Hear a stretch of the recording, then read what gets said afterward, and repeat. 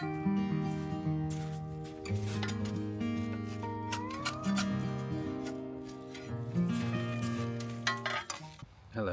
I'm probably going to say this every video, but I can't believe this summer. The sun is trying to break through, but just overcast and about 14 degrees, and it's the second week of June. Crazy. Today I am going to do a little home base haul that I'm going to show you, because I know gardening for a lot of people is probably not the most, well, it's definitely not the cheapest hobby that you can have, and I've seen over the last probably 5-ish years the prices of plants has just grown astronomically. I used to order from a website called Crocus, which was an online kind of mailing platform. It was quite good, and perennials, 2 litre pot perennials used to be somewhere around £12-13, maybe 15 to 17 for some of the more kind of exotic or harder to find stuff. Now we're looking at £20 for your kind of most common garden perennials. It's just, very exclusive, very exclusive. But if you are gardening on a budget, I do think home base has some great value and some great merit. So I picked up a couple things. Now I'm going to show you. I've been looking for a Shasta daisy for maybe a couple years. I redid the front bed, or I made a front bed, which I'll show you in a moment as well. And that's actually where we're going to put this, because it's this nice kind of, if you can see there we go, it's this creamy yellow banana kind of colour, and it has very yellow daisy-like centre to it. I like the upright habit of it, quite a neat and compact little thing. But the little kind of meadow or prairie style border that I've done, it's more catered towards kind of warms.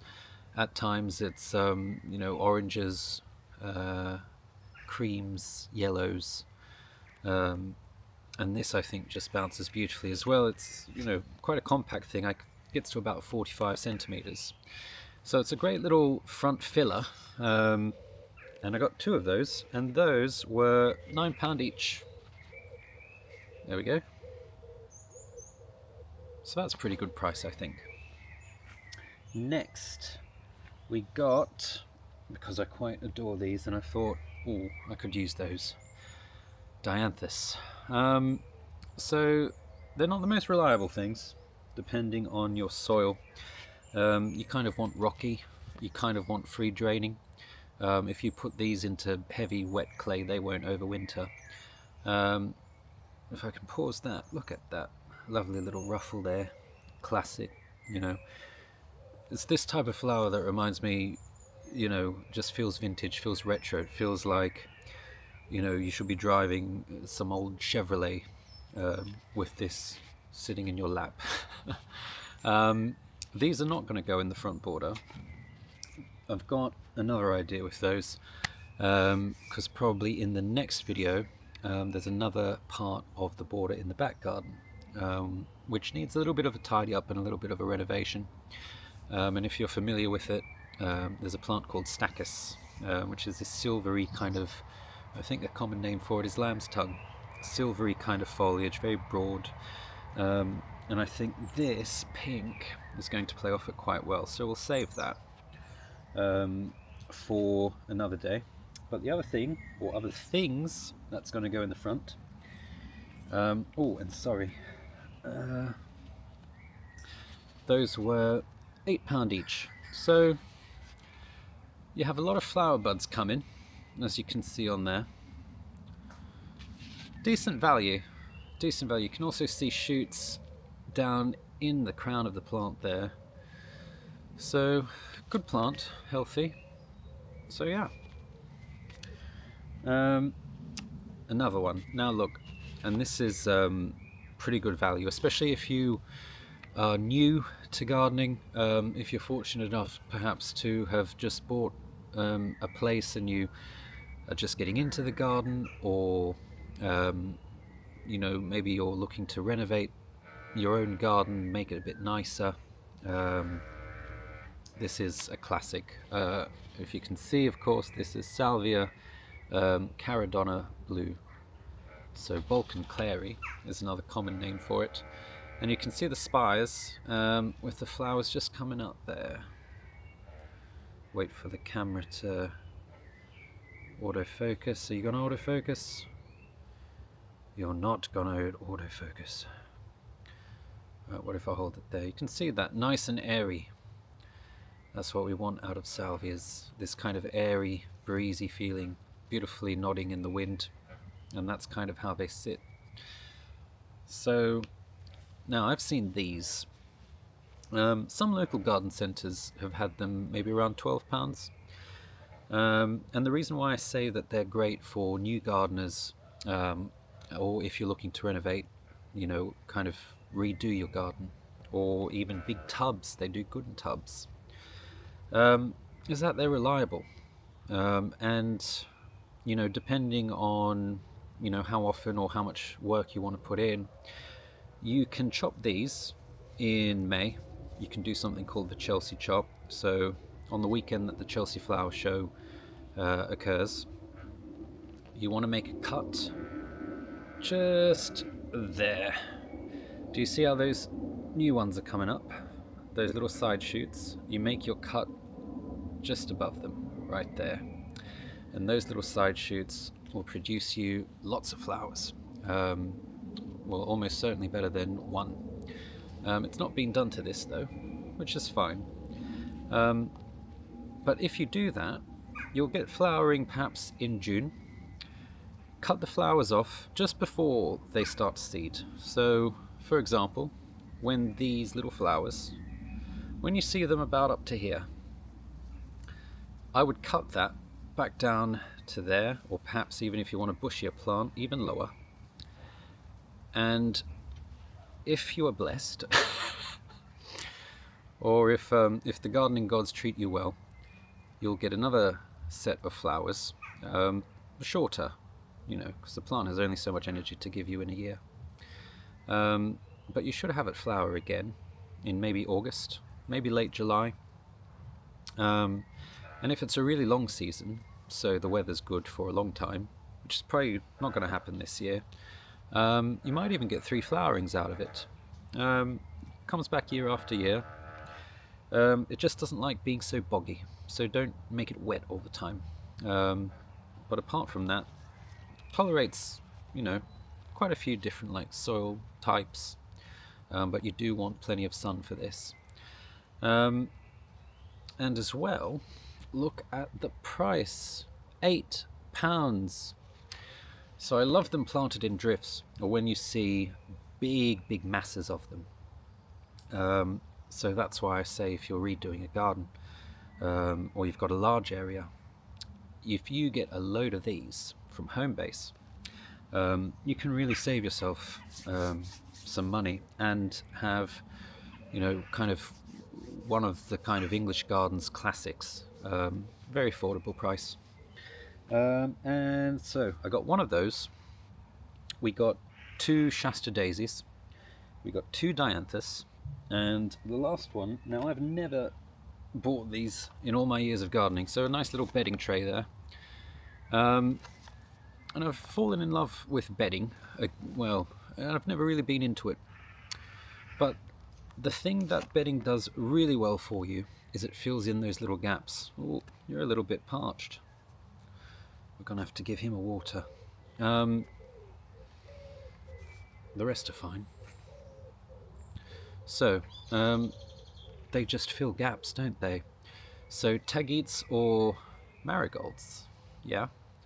So you'll see as this, again, I'll take you to the front in just a moment, but look at that fiery, brilliant double flower just there. So we've kind of got a hot theme in the front border. And I thought that these, you know, fill in little gaps as well. They attract beneficial insects, you know, things like predatory wasps, those things that eat aphids, hoverflies, you know, hopefully the they'll put in a little bit of work there, as well as, again, I think I talked in the previous video about you know, when you're buying plants, not just kind of going on a whim, although I know it's hard, but you know, what reminds you of things, what plants, you know, give you memories, very much like smells, what smells, you know, transport you back to somewhere. And of course these little marigolds are transporting me to, you know, Monet's garden. They're transporting me to the French holiday that I'm probably not going to have this year. That's fine, I'm talking to you. And did I mention, so I'm sat probably my favourite little part of the back garden. This is the jungle garden behind me, if you can see it, with the little cabin.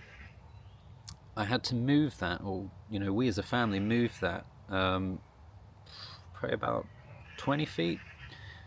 That was a difficult day, but actually let me show you while I'm here. So if I just flip this, so you can see the ferns with some crocosmia there. I think it's Dryopteris, a Dryopteris type. I know there's quite a few of them, both of those actually there. And a little sign on the shed. You know, we kind of went for, if you've ever been to the Eden Project and you have the part of the kind of jungle biome where it becomes a bit Thai, that's kind of what we're going for here. I've got bananas. Now these are sprouting. You can see the old stalk just there. I covered these with 2 sets of fleece. You can see all the wild strawberries down here. I mean, look, we're not precious.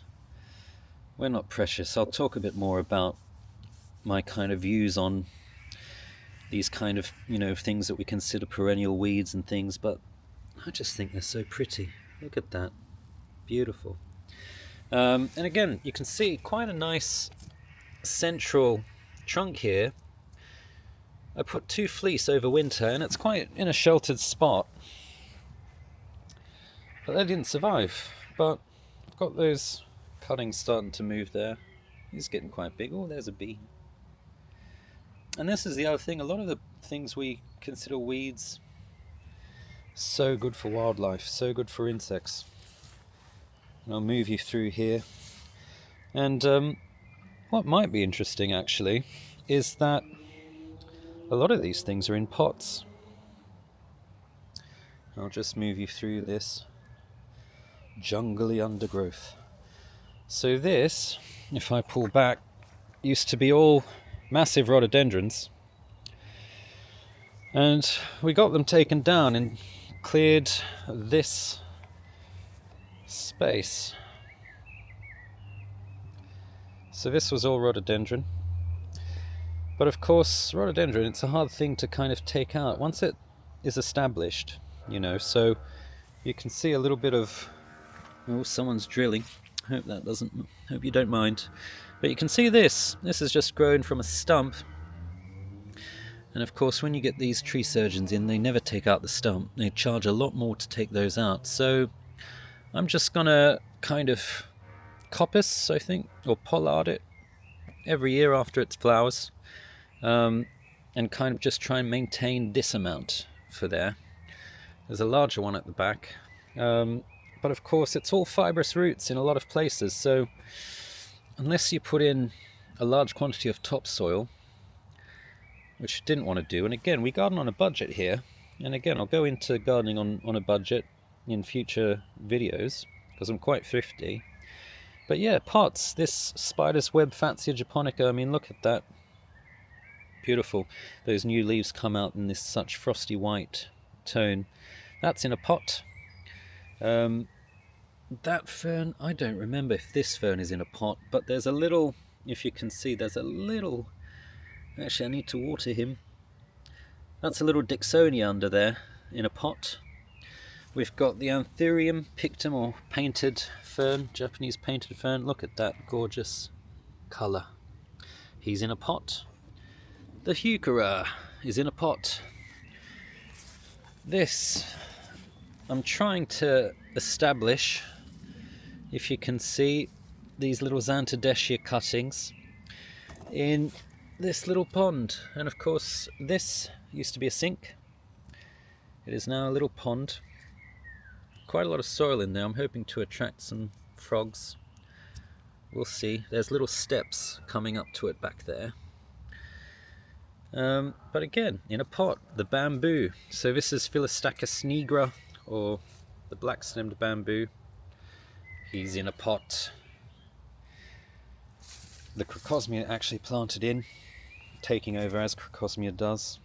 But I love it coming through ferns actually.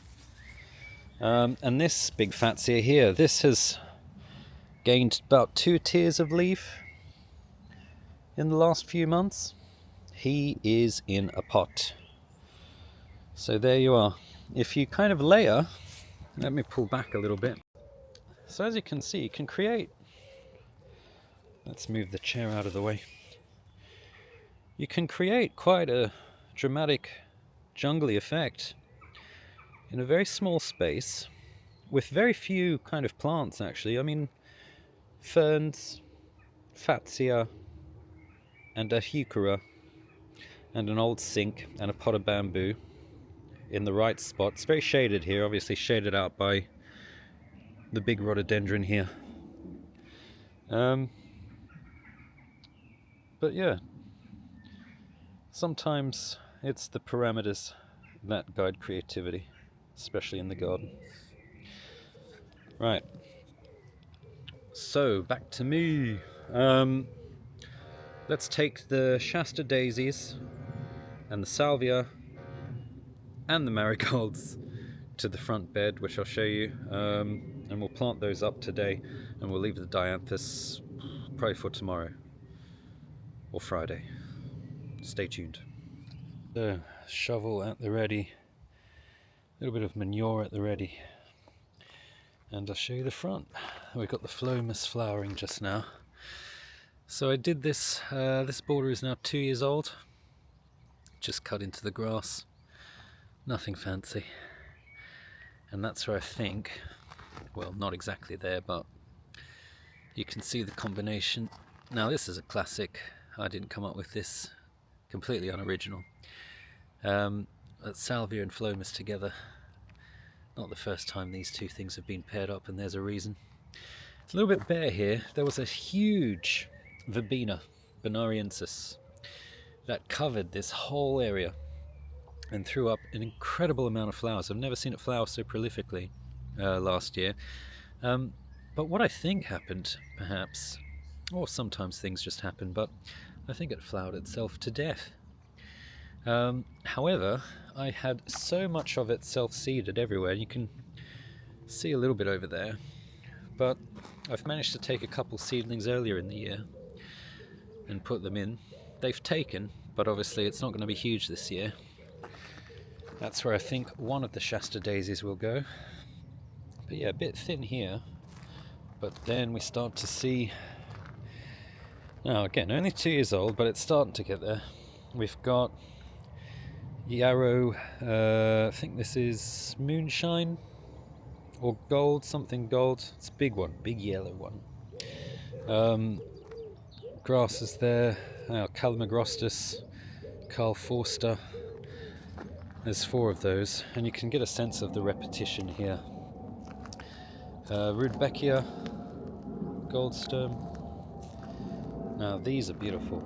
This is Geum, Mrs. Bradshaw. This has been flowering continuously. You can see a few more over there. This has been flowering consistently for, I don't know, at least a good solid 4 weeks. We've got a little bit of bergamot in there, Monarda, bee balm, steeper. I love steeper. Veronica or Speedwell, that's, or is it toadflax? Self-seeding in there. Echinacea. Now this echinacea is having the time of its life. And you'll see a couple of others that, for example, there's one down there next to a little sowed sunflower. Sowed those directly into the border, I think at the end of April, or was it May? That'll be good for lateness, but this echinacea doing well, some of the others not doing well. There's Helenium, I think the ones in here are wall trot, I think is the name, something like that. Reddish ones, those. All this yarrow here has self-seeded from over there. From over there. Where are you? Under the little prunus over there. I didn't plant any of that. This is Milfolium Lilac Beauty, I think. We'll just wait and see if it has in fact self-seeded, but you get this sense at this time of year, you know, the kind of pending eruption. All the flower heads. This is a favourite of mine just coming out now. This is giant scabious, cephalaria. Big pincushion flower. It's just starting to open. There's another one in here. That's where I think the other Shasta daisy will go. There's another one in here just there. You can kind of see it at the back, and it's not done half as well as that one this year. And again, I don't know why. I'm learning. Another phlomis here. And you can see this echinacea's not doing great. I've fed it, manured it. So, anyway. You can kind of see border, all those geums.